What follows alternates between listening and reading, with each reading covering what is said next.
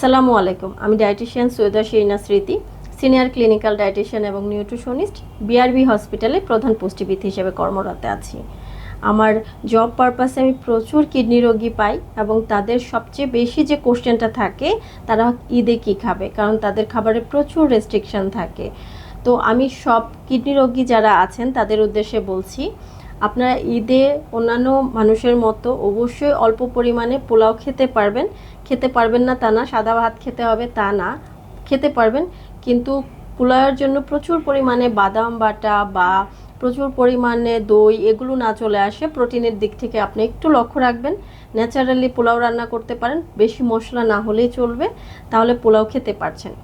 আর roast বা মাংসের ক্ষেত্রে প্রোটিনের পরিমাণটা যেহেতু আপনাদেরকে নির্ধারণ করা থাকে, সেই অনুযায়ী প্রোটিনটা রেখে আপনারা এক টুকরা মাছ বা মাংস এনজয় করতে পারেন, ওটা কোনো ব্যাপার না।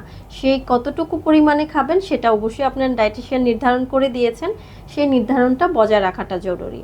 যাদের ডায়াবেটিস নাই তারা সকালে সামান্য সেমাই খেতে পারেন, বাট পরিমাণ নির্ধারণ করবেন এবং রাতের খাওয়াটাও টাইমলি খাওয়ার ট্রাই করবেন। আর যাদের ডায়াবেটিস আছে তারা সেমাইয়ের মধ্যে চিনির ব্যাপারটা একটু লক্ষ্য রাখবেন।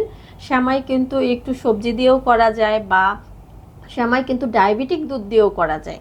যাদের ডায়াবেটিস আছে তারা চাইলে ডায়াবেটিক দুধ বা যদি দুধে আপনার রেস্ট্রিকশন না থাকে তাহলে সেটাও ব্যবহার করতে পারেন।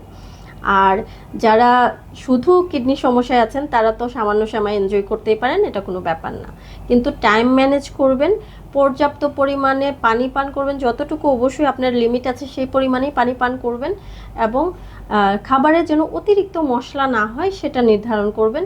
প্রোটিনটা পরিমাপ ঠিক রেখে আপনি অবশ্যই ঈদের দিনটা এনজয় করতে পারবেন।